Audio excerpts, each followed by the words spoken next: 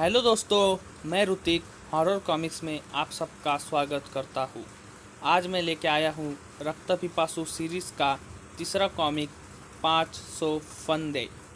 तो जिन्होंने हमारी पहली वीडियो रक्त पिपासु और मोतुड़ा नहीं देखी है, उनके लिए लिंक नीचे डिस्क्रिप्शन में दे दी है, प्लीज़ जाके देखिए। और अगर वीडियो पसंद आए तो वीडियो को लाइक कीजिए, शेयर कीजिए और हमें कमेंट करके ज़रूर बताएं। और चैनल को सब्सक्राइब करना मत भूलिए, आपकी सपोर्ट की ज़रूरत है। तो चलिए शुरुआत करते हैं।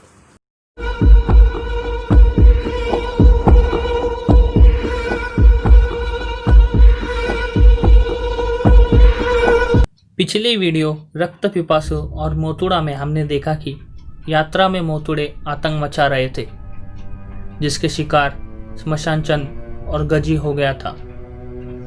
अब बारी थी फॉरेस्ट रेंजर की। ऑफिसर की जान जोखिम में थी। शेरों को भगाने के लिए ऑफिसर हवा में फायर करता है, लेकिन शेर उस पर हमला करता है। तभी कर्नल पीछे से गोली चलाता है। ऑफिसर कर्नल को वहां से जाने कहता है क्योंकि उसे मोतुड़ा लग चुका है। मौत का दूत उसे लेने आ गया। तुझे मोतुड़ा लगा है, तेरे जिंदगी का समय अब समाप्त हो गया है। अपने पंजे में पकड़कर मोतुड़ा उड़ने लगता है। कर्नल उस पर गोली चलाता है, लेकिन मोतुड़ा उसे लेकर उड़ जाता है। विक्टर और क्रांति वहां पहुंचते हैं। कई सालों से यात्रा होती आ रही है, मगर इस साल एकाएक बिना भेंट के यात्रा में शामिल लोगों पर मोतुड़ा क्यों लगने लगा है? सवाल महत्वपूर्ण था, लेकिन जवाब समझ के बाहर। पोनी और जेकब यात्रा के साथ थे। जिन लोगों को चमगादड़ ने काटा था, उन्हें कर्नल ने साथ रहने कहा था, ताकि कुछ हो तो तुरंत उसका इलाज किया जा सके। लोगों को काटने पर जलन हो रही थी। एक आदमी को उसका उपाय मिलता है। ये विशुड़ा पत्तियां है। इनका रस घाव पर लगाने से सारा दर्द कम हो जाता है। जेकब उन्हें कीचड़ में जाने से मना करता है, क्योंकि उसने कीचड़ को ऊपर उठे देखा था। लेकिन पोनी को उस पर विश्वास नहीं करती है। कीचड़ में छुपे थे मोतुड़े। मोतुड़े उन सबको ले गए अपने साथ। यात्रा रुक नहीं सकती थी। यात्रा आगे बढ़ी। क्रांति पोनी को जेकब के सच्चे प्यार को समझने कहती है।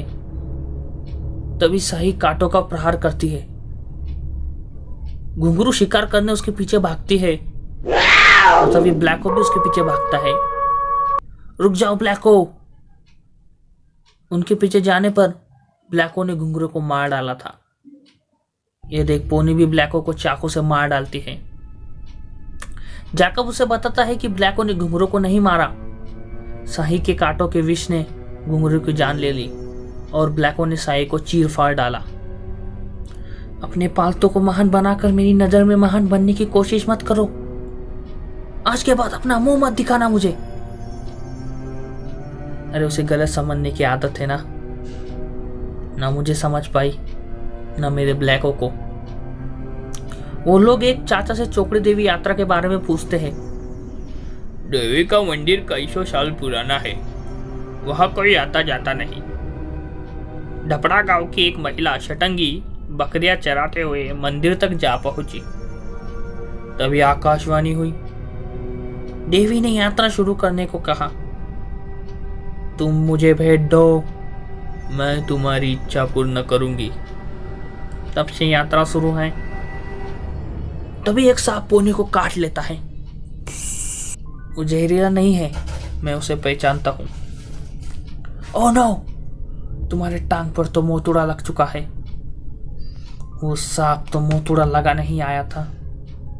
अरे उस पर क्यों मोतुड़ा लगाते हो? मुझ पर लगाओ, आओ मुझ पर लगाओ मोतुड़ा। इतना कहकर जो जेकब पोनी के पास जाता है। तुम घबराओ मत पोनी, मैं तुम्हें कुछ नहीं होने दूंगा।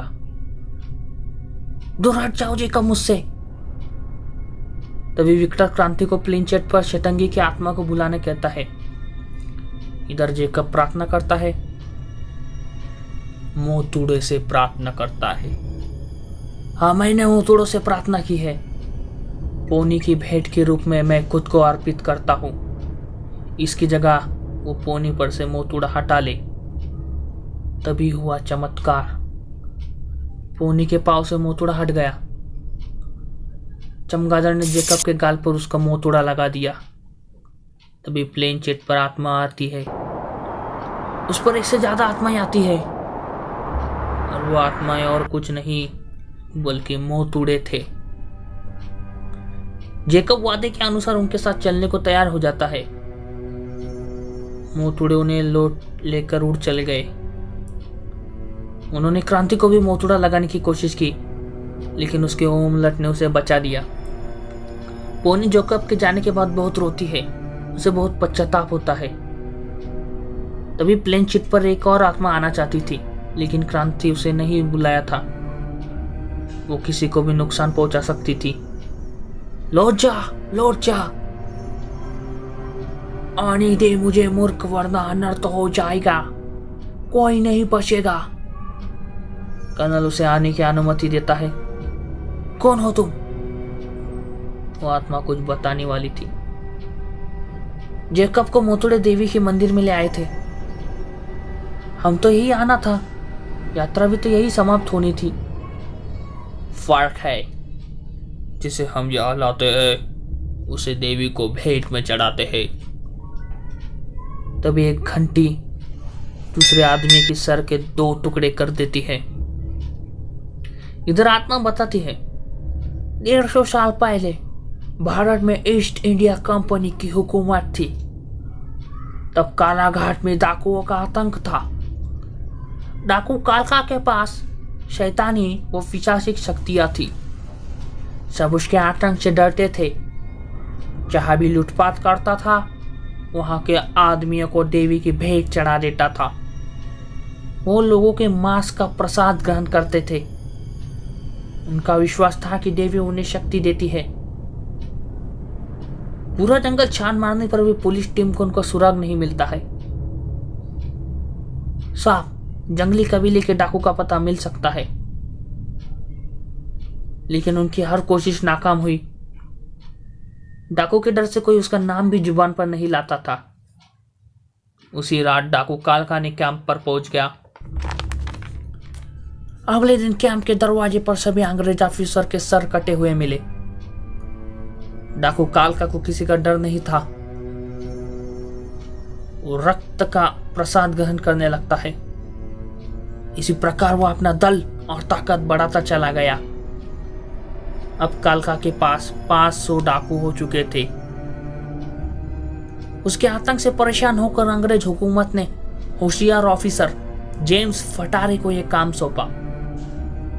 तुम्हें जितनी फोर्स की जरूरत है ले जाओ, लेकिन डाकू हमें चाहिए जिंदा या मुर्दा। जेम्स ने जंगल में घेरा डाल दिया। ऐसे कबीलों को पता लगाने को कहा जिनके पास बड़ी तादाद में घोड़े हो। नगर के जल्लाद के पास जाकर जेम्स फटारे कुबाकू से 500 फंदे की मांग करता है। क्या इन रक्त पिपासाओं को खत्म कर पाएंगे 500 फंदे, या इन फंदों को मिलेगी मौत? कहानी आगे जारी रहेगी 500 फंदे पार्ट 2 में। तो चलिए मिलते हैं अगले वीडियो में। तो आपको कैसी लगी?